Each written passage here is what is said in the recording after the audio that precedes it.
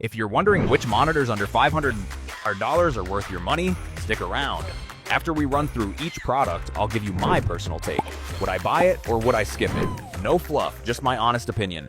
Let's get into it. AOC-Q27G3X-MN.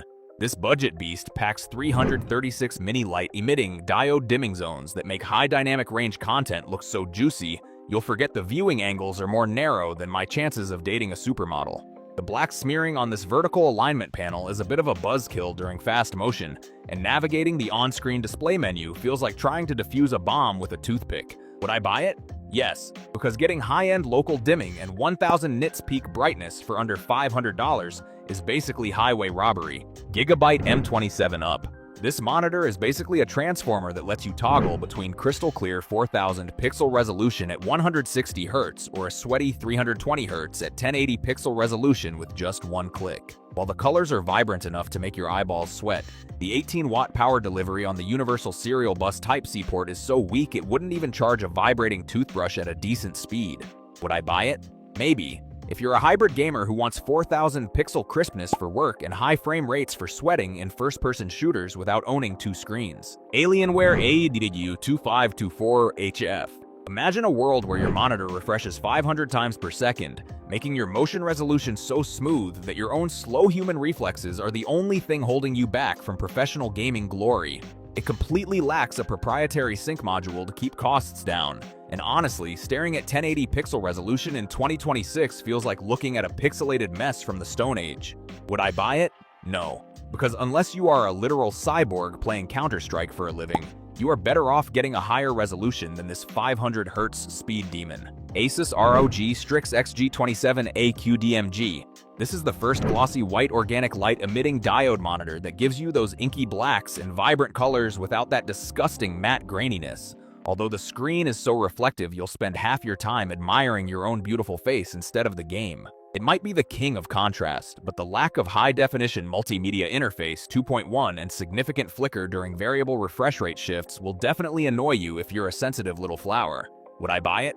Yes, because for under $500, this glossy panel makes every other monitor on this list look like a dusty chalkboard from a haunted elementary school. Asus TUF VG27AQ3A. This entry-level warrior offers a respectable 180 Hz refresh rate and extreme low-motion blur sync, which is great until you realize the maximum brightness is only 250 nits and looks about as dim as a candle in a hurricane. It has 0 universal serial bus ports for your peripherals, and the stand is so basic it barely tilts, making it the budget meal of the monitor world. Functional, but you'll regret not spending a bit more. Would I buy it? No, because the brightness is just too pathetic for a well-lit room, and you can find much better high dynamic range options if you stop being so cheap. Alienware AW2723DF. This 180 Hz speedster is basically the budget king for people who want the Alienware flex without selling a kidney, although they did replace the fancy light-up logo with a cheap sticker that looks like it came from a cereal box. The colors are punchy enough to make your eyes bleed in a good way, but the lack of a headphone jack means you better have a wireless headset or a really long cable for your motherboard. Would I buy it? Yes, because getting 2560 by 1400 resolution with these response times for under $300 is a total steal. KTC M27T6. This mini light emitting diode beast hits 1400 nits of brightness, which is literally like staring directly at the sun during a high-definition range movie. But the vertical alignment panel can be a bit of a ghosting nightmare in dark scenes. It has 1152 local dimming zones to keep those blacks actually black, though the brightness might flicker and give you a seizure if you do not disable variable refresh rate in some games. Would I buy it? Yes. It is basically the only way to get true, high dynamic range performance at this price point without getting roasted by your bank account. LG 27G PA-FAZD2B. This classic legend is still hanging around with its nano-in-plane switching panel that delivers colors so vibrant they make reality look depressing, but the contrast ratio is honestly garbage and makes dark caves in games look like a gray mess. You can overclock it to 180 Hz to keep things buttery smooth, even if the backlight bleed makes it look like there is a flashlight stuck inside your screen. Would I buy it? Maybe, because while the performance is reliable, newer monitors are starting to make this old man look a bit dusty for the price. Alienware AW2723DF. This absolute unit overclocks to 280 Hz, which is fast enough to see your future mistakes in real time, and it actually feels like a premium product compared to its cheaper sticker-wearing younger brother. It is significantly brighter than most competitors at 450 nits, although it takes up so much desk space that you might need to move your keyboard into the next room. Would I buy it? Yes, if you value that insane refresh rate and a build quality that does not feel like it was made from recycled milk jugs. Asus ROG Strix XG27UCG. This schizophrenic display lets you swap between 4K resolution at 160Hz and 1080p at 320Hz, which is great until you realize the lower resolution mode looks like you are playing through a screen door. It has a built-in tripod socket on top for your webcam, which is cool for streamers, but the lack of a built-in speaker means you are still stuck listening to your computer fans unless you have headphones. Would I buy it? Yes. Having two monitors in one body is a genius move for anyone who jumps between cinematic adventures and sweating in competitive shooters. AOC Agon Pro AG76QSD2. This glossy screen is so beautiful it makes my real life look like a low-resolution nightmare, but the variable refresh rate flicker in dark scenes is basically a strobe light for an uninvited basement rave. It handles motion better than a caffeinated ninja with its 0.03 millisecond response time, though the high input lag at 60 Hz means you shouldn't even think about plugging in your dusty old consoles. Would I buy it? Yes, because getting a 240 Hz quantum dot organic light emitting diode for under $500 is a total steal, even if the high dynamic range brightness is a bit of a letdown. LG 27GS93QE. The contrast on this bad boy is so deep and inky that I'm pretty sure I lost my cursor in a digital black hole, but it will nag you to refresh pixels every 4 hours like a needy significant other. It is smooth enough to make a baby's forehead look like sandpaper thanks to that 240 Hz refresh rate, yet the text clarity is just okay because the sub-pixel layout makes letters look like they went through a blender. Would I buy it? Yes, because finding this level of color accuracy and speed for $494 is basically a glitch in the simulation. Alienware AW2723DF.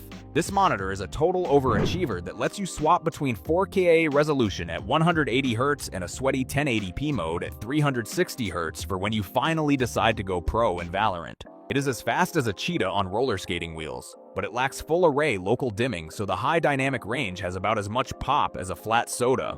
Would I buy it? Maybe, but only if you actually care about that dual mode gimmick, since you can get a similar experience for way less cash elsewhere. Asus ProArt Display PA279CRV.